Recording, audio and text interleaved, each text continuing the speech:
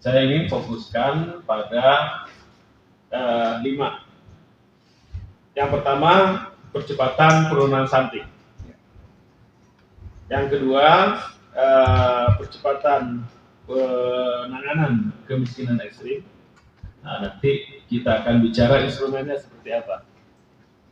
Yang ketiga, kita percepatan pemulihan ekonomi. Yang keempat, nah ini spesifik di kita nih, pemberdayaan daya. Nah, saya akan masukkan pemberdayaan daya menjadi fokus prioritas kita di 2022 dan 2024. Kemudian baru membangun kelembagaan birokrasi Jaya yang profesional, transparan, dan bebas korupsi. Ini 5 hal yang menjadi fokus. Sekarang bagaimana strateginya?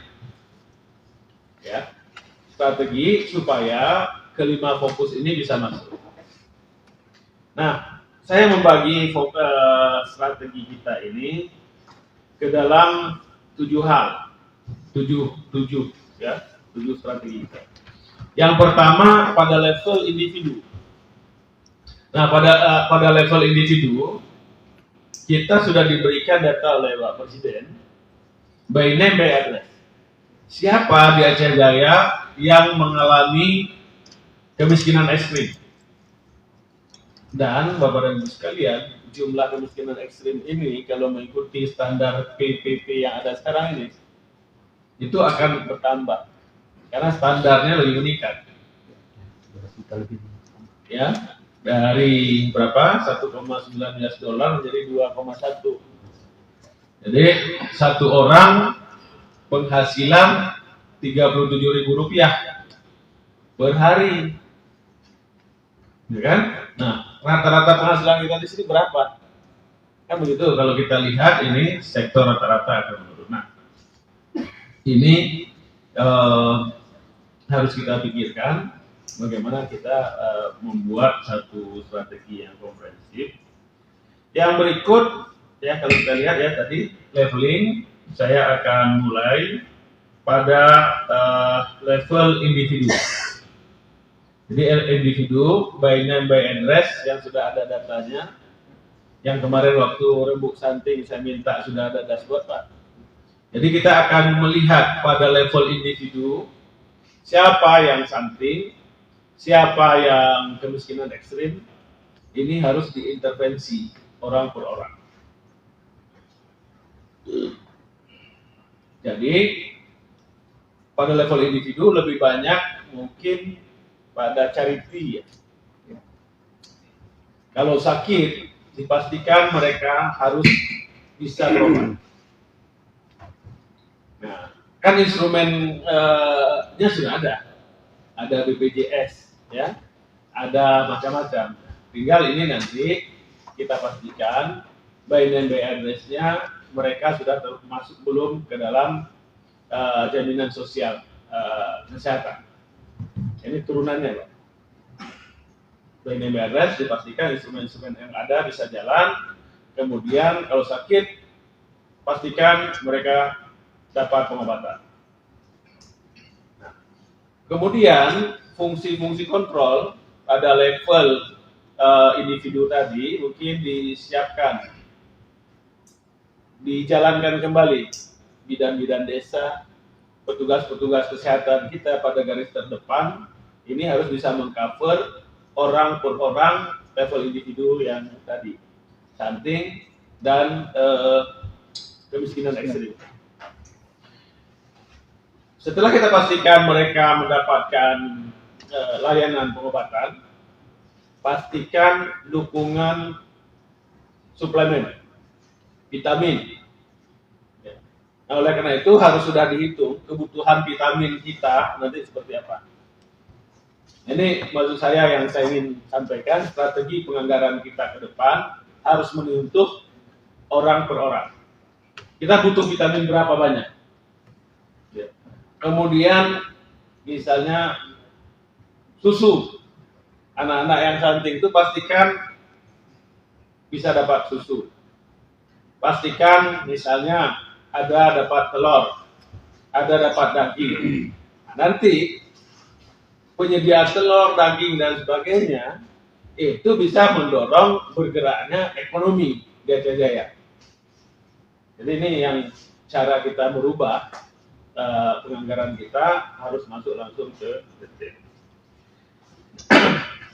Setelah pada level individu ini selesai, bukan selesai, kita data pada level individu, masuk pada level keluarga. Nah, pada level keluarga ini, kita memastikan keluarga-keluarga yang stunting, miskin ekstrim tadi, mereka mendapatkan pengetahuan yang benar tentang masalah yang mereka hadapi. Kalau misalnya stuntingnya ternyata persoalan, kan kita tahu nih, stunting bukan hanya karena gizi, bisa jadi karena penanganan, pemberian ASI eksklusif dan sebagainya. Nah, pastikan keluarga-keluarga ini mendapatkan informasi yang cukup, kemudian kalau perlu dampingi mereka. Kemudian termasuk bagi yang akan berkeluarga, calon pengantin. Ya, ini di aksi konvergensi kan sudah ada nih semua. Tapi saya ingin memastikan aksi konvergensi itu turun, kita pastikan jalan pada level individu, pada level keluarga. Nah, yang berikut kita masuk pada kelompok. Ya, jadi ini strategi kita, individu, keluarga, kelompok. Nah, pada saat kita bicara kelompok, maka mereka sudah harus kita sambungkan dengan fungsi-fungsi ekonomi. Bagaimana kolaborasi antar potensi ekonomi itu ada. Kemudian setelah kelompok, masuk pada level korporasi.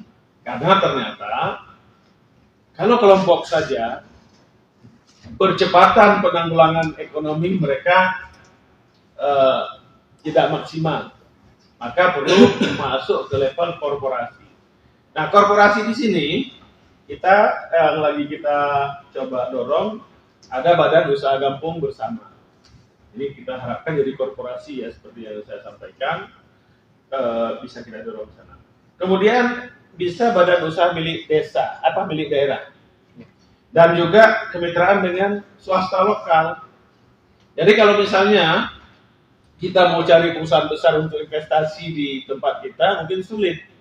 Tapi kalau perusahaan-perusahaan kecil, UMKM kita dorong, maka ini bisa banyak akan tumbuh usaha-usaha. Contohnya, 2 bulan yang lalu saya menyampaikan kita melakukan penertiban sapi di jalan berbasis pemberdayaan ekonomi. Nah, hilirisasinya seperti apa nih? Ya kan? Nah, hilirisasinya ada perusahaan, baik itu BUMDesma, BUMD atau swasta lokal yang kecil, buka usaha penggemukan sapi dengan modal berapa, misalnya 50 atau 100 ekor sapi, kita dorong supaya dia menjadi pembawa pembaharuan di dalam cara kita menangani sapi. Dia bikinkan tempat pakannya, kandangnya, kemudian partner dengan. Nah, pada saat dia menjalankan bisnis, masyarakat dan kelompok-kelompok tadi menjadi mitra dari swasta tadi atau badan usaha kampung. Sehingga sapi yang dibeli oleh Pemda dipertanggungjawabkan ke swasta ini, kemudian dia bekerja bersama-sama dengan kelompok-kelompok masyarakat yang pada level kelompok tadi. Sehingga terjadilah yang namanya transfer knowledge, transfer teknologi dari perusahaan tadi ke masyarakat. Nah, kan saya sering bilang, kalau penggemukan sapi 100 hari itu dapat 1,5 juta atau 1 juta. Maka kalau satu kelompok, satu kakak kita beri 10 ekor sapi, dalam 100 hari dia bisa naik penghasilannya menjadi 10 juta. Nah, kalau udah 10 juta dalam 100 hari, berarti rata-rata kan sudah nggak miskin lagi, sudah nggak masuk lagi ke miskin. Nah, ini cara model yang harus kita kembangkan, kita pastikan supaya akan terjadi hal ini. Gimana caranya nanti setelah ini saya minta itu saya buat contoh matriknya, coba seperti ini Mas, mulai dari kiri ya, ini ya. Misalnya yang paling kiri, stunting, ya, stunting kita urus dulu mulai dari individu. Pastikan kesehatan kita tangani, beri vitamin, beri makanan tambahan, susu, telur, dan sebagainya. Kemudian ke kanan siapa yang bekerja? Mungkin dinas sosial, ada bantuan untuk itu. Kemudian dinas kesehatan, ya dengan perangkatnya, mulai dari dinas, puskesmas, pustu, ya, kemudian bidan desa dan sebagainya. Tujuannya apa? Memastikan individu-individu yang bermasalah dengan stunting, dengan kesehatan, dengan kemiskinan ekstrim ini tertangani. Kemudian KB, nah ini sengaja saya bukan pendekatan dinas, tapi pendekatan fungsi. KB, keluarga berencana. Di mana nih fungsi KB di sana? Kemudian pemberdayaan perempuan dan perlindungan anak. Bisa jadi nanti pemberdayaan perempuan dan perlindungan anak buat rumah permainan anak, rumah untuk anak bermain, ya. Buatkan. Apalagi misalnya pangan, rumah gizi kampung misalnya. Jadi ini terus ada semua aktivitas kita duduk dalam kerangka kita menyelesaikan persoalan. Semua masing-masing. Kemudian misalnya mau kasih susu tadi atau mau kasih telur. Maka dinas pertanian harus sudah berpikir bagaimana ada pusat badan usaha kampung yang memproduksi telur. Begitu. Jadi ekonominya terus berputar, orang kita tangani by name by address. Nah, nanti untuk ini Kadis Kominsa nyiapin ya dashboard yang tadi berbasis pada data yang sudah kita siapkan. Nah, sehingga dengan cara ini semua orang bisa melihat apa yang kita kerjakan. Nanti Pak, ternyata duitnya setelah kita petakan ini nggak cukup. Kita cukupnya cuma 10%. Ya nggak apa-apa. Yang penting kita sudah memetakan semua 10%. Ya tinggal kalau cuma 10%, tahun depan 10%, berarti kita perlu waktu 10 tahun. Nah, nanti inilah yang harus kita ngomong dengan Gubernur. Pak Gubernur, kami akan melakukan program ini. Kita punya PR, misalnya 10.000 orang. Ternyata uang kami hanya sanggup menyelesaikan 1.000. Ini langkah yang kami lakukan. Nah, terus lagi ke bawah. Itu ya bisa dipahami ya sampai sini ya. Nanti Pak Aban, rekan-rekan semua, perencana semua turunkan. Berapa kebutuhan kita untuk melakukan ini? Nah, setelah pada level korporasi tadi, nanti kita lakukan juga ekosistem digitalnya. Jadi ekosistem digital apa yang tadi saya bilang, by name by address orang sudah bisa kita pantau, ada dashboardnya. Kemudian misalnya kita bisa dorong kepedulian sesama. Misalnya nih, setelah ada by name by address, siapa mau bantu, siapa bisa kelihatan di situ. Dari total anak-anak yang stunting misalnya. Oke, ya? Semacam ayah angkat. Iya, bisa semacam ayah angkat yang telah saya sampaikan, ayah asuh, atau misalnya, oke, saya mau beri sumbangan nih, ada orang-orang Aceh Jaya misalnya di Jakarta, mau bantu nih kampungnya dia. Oh, ternyata di kampung tempat kelahiran dia ada anak stunting nih. Oke, saya akan bantu di situ. Atau orang-orang Aceh yang ada di Jakarta, di luar Aceh, dia lihat ini, dia bisa bantu. Atau yang ada di luar negeri, dia akan bantu. Nah, ini yang saya sebut nanti kita akan dorong juga kepedulian sosial. Saya yakin kalau kita menyentuh seperti ini by name by address, insya Allah akan cepat. Nah, yang berikut setelah ini 5 tadi selesai, kita dorong juga integrasi pengembangan produk unggulan dengan peningkatan kapasitas SDM, pelaku usaha, pasar, dan branding Aceh Jaya. Saya kira ini juga penting. Kita dorong terus ya, bagaimana produk-produk Aceh Jaya ini bisa terjadi dalam jumlah yang besar, kemudian brandingnya cukup bagus. Maka strategi kita membangun produk adalah usaha-usaha kecil tadi, Pak. Peternakan sapi, nggak usah besar-besar kita datang 5.000 peternakan besar dengan puluhan ribu. Cukup aja kita dorong dulu. 50 ekor, 100 ekor, usaha-usaha kecil lokal saja kita dorong, kita manfaatkan. Tapi kalau dia punya 100, jadi besar juga. Ya, 50 ekor satu unit usaha, kalau punya 100, udah 5.000 juga. Jadi ini yang menurut saya lebih lebih menjanjikan.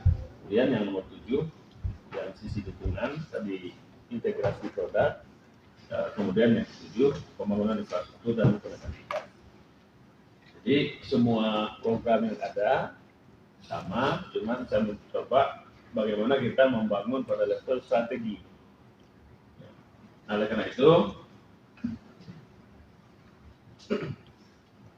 saya minta nanti Pak Kepala Beda dan teman-teman menurunkan ini, menurunkan masing-masing duduk pada tabel ini.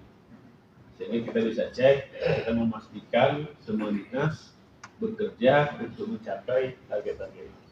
Jadi masing-masing kepala dinas memetakan fungsi dia di dalam mendukung capaian ini. Karena kita prioritas yang ini. Silahkan kita ada bikinkan tinggal isi. Nanti dari aktivitas ini anggaran kita yang ada seperti apa? Saya ingin anggarannya memastikan ini berjalan.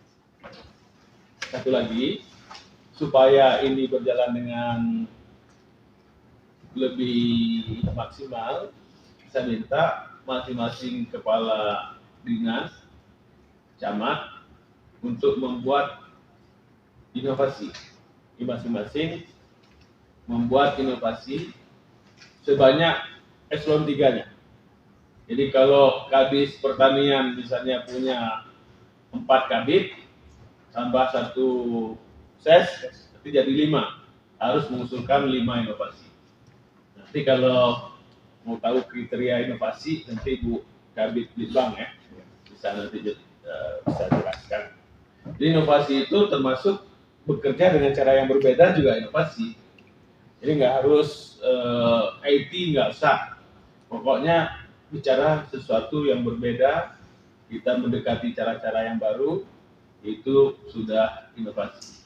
Misalnya nih di PPBA, oh ya kami mau bikin rumah sehat bagi anak. Mana anak-anak yang stunting tadi bisa dibawa ibunya ke situ, kasih dia senang, happy, ada permainan-permainan, silakan. Pokoknya intinya masing-masing eselon 3 bikin satu inovasi. Minggu depan ya Pak ya?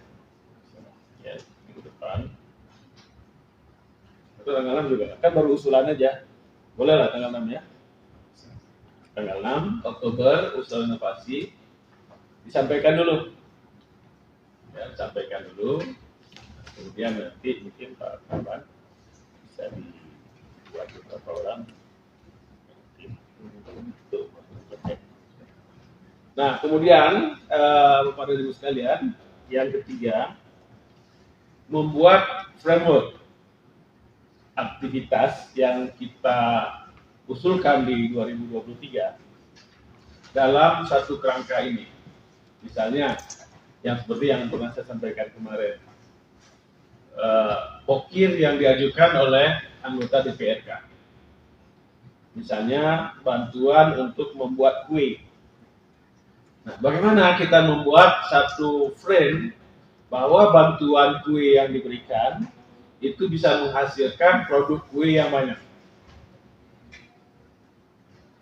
Contoh, di barat selatan ini, saya selalu bicara barat selatan, kenapa? Untuk produk itu bisa terserap pasar. Karena kalau kita bicara produksi, pasar penting. Produk penting, pasar penting. Nah, oleh karena itu, bantuan-bantuan kue yang diberikan harus kita buat dalam satu industri kue dan membuat framework dalam satu strategi pembangunan Aceh Jaya. Nah, saya kasih contoh ya, misalnya tadi kita teman-teman di Dewan bantu ibu-ibu untuk beli peralatan kue, peralatan membuat kue. Nah, kalau masing-masing ibu-ibu ini bikin kue sendiri-sendiri, kualitasnya mungkin dipertanyakan pasar, mereknya nggak ada, ya ini nggak terjadi produk massal kue.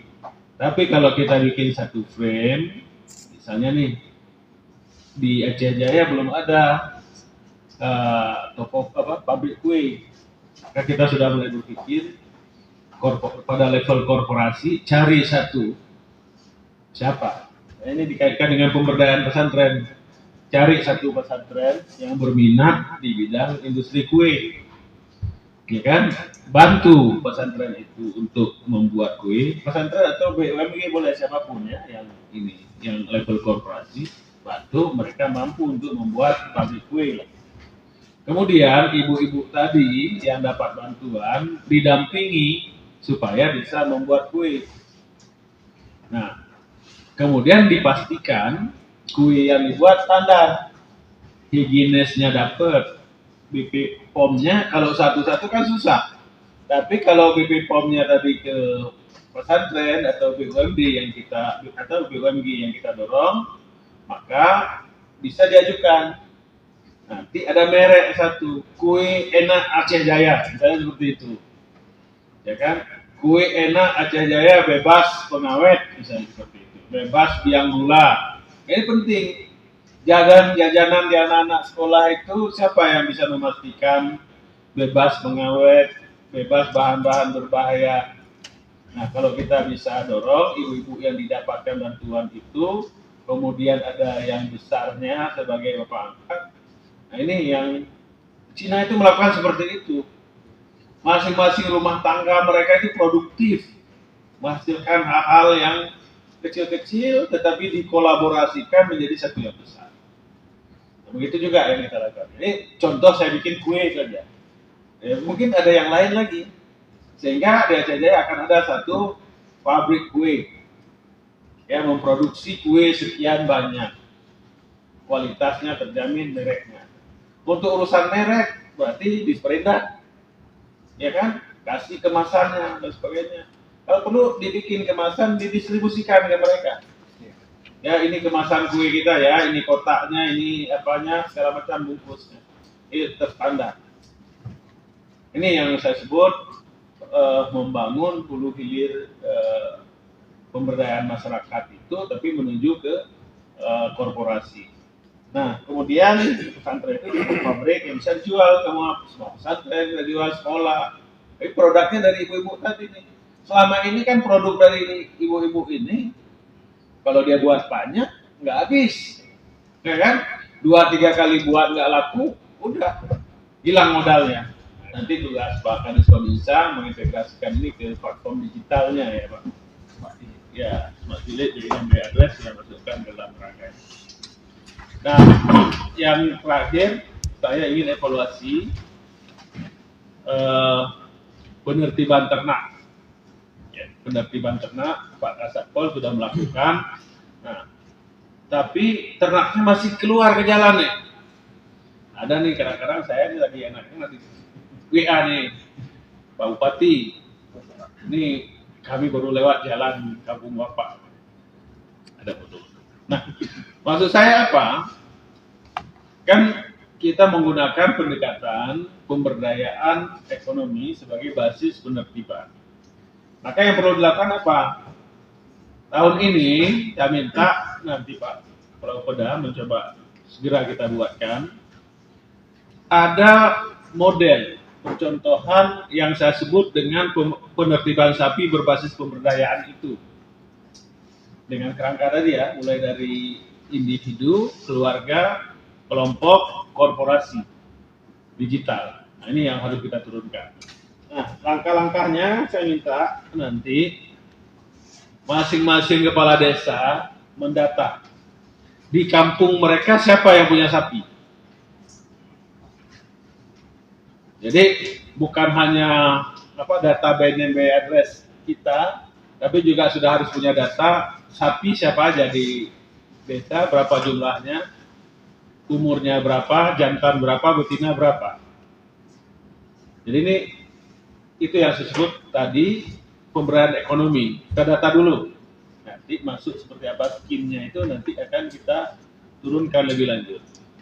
Nah, data-data ini nanti ke platform digitalnya Pak Kadis Kominsa, kemudian digunakan oleh semua kita. Kita tahu nih, Desa Kabung, berapa ekor sapi? Sapi siapa saja?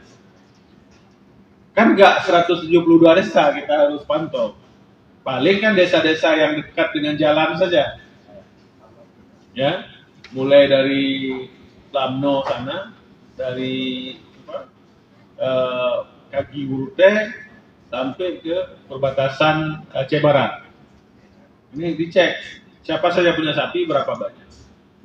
Nah, setelah ini data ada, Kadis Pertanian sudah mulai membuat model nanam rumput, ya, rumput pakcong, atau pakai sorghum atau apapun, lakukan.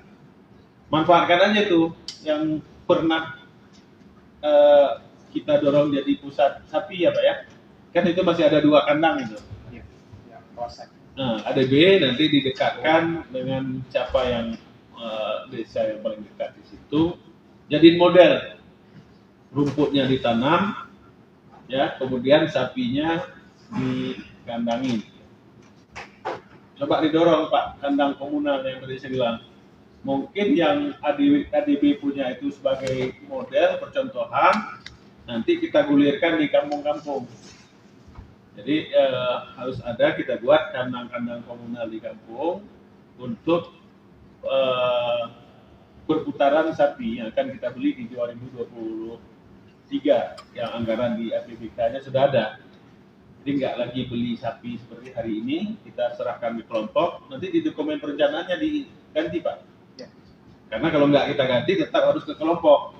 Nah, sekarang nanti di dokumen perencanaannya harus sudah diganti itu untuk digulirkan di korporasi tadi, baik itu di Badan Usaha Kampung Bersama, ya, ataupun di swasta lokal yang bergerak di peternakan. Ini akan menghidupkan industri peternakan kita, walaupun industrinya industri kecil. Saya berpikir bisa 10, 20 industri peternakan kecil-kecil ini nanti kita gabung.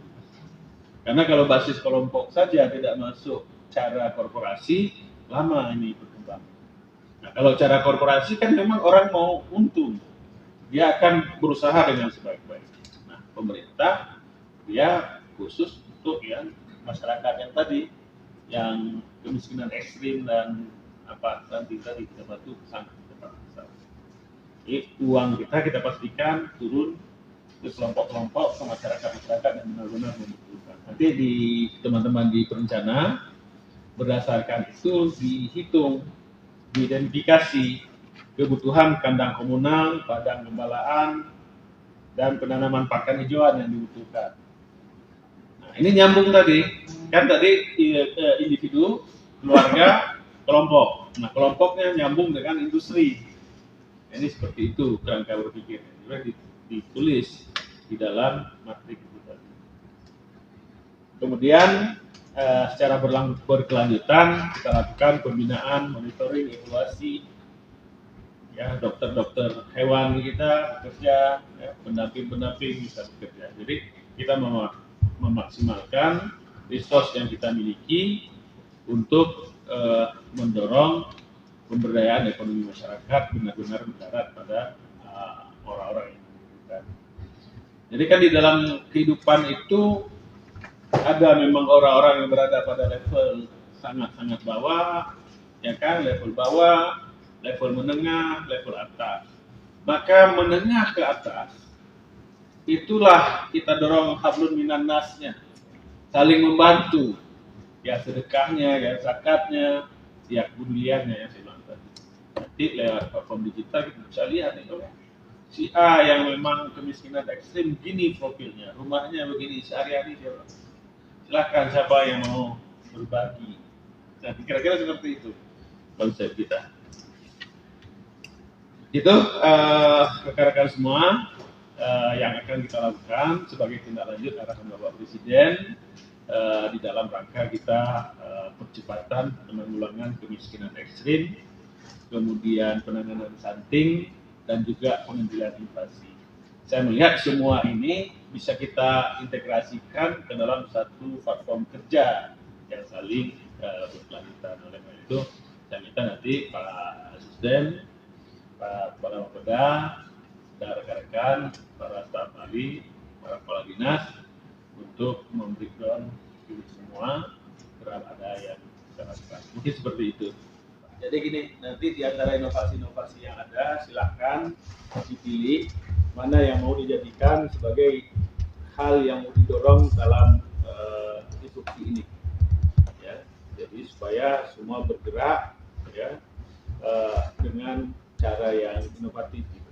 Jadi nggak apa-apa kalau dia sudah punya mau dorong itu lagi ya silakan.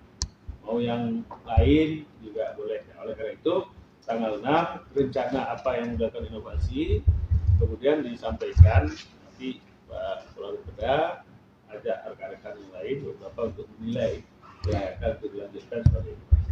Sehingga gitu. Terima kasih. Terima kasih Pak Budi. Mungkin sebagai informasi tambahan bahwa inovasi kita Pak telah mengikuti ke kontes nasional. Ada beberapa inovasi yang telah berhasil mendapatkan penghargaan. Kalau yang udah nggak usah lagi masuk lagi, gitu, ya kan? Nanti dia nggak kerja, gitu. Di sini. Nah, untuk inovasi yang diwajibkan ini mungkin tanggal 6 ya, tanggal 6 bisa dikumpulkan di Litbang nanti. Tolong Bu Kabid koreksikan. Mungkin sedikit dipersempit inovasi ini dalam rangka melaksanakan apa yang kita bahas hari ini. Ya.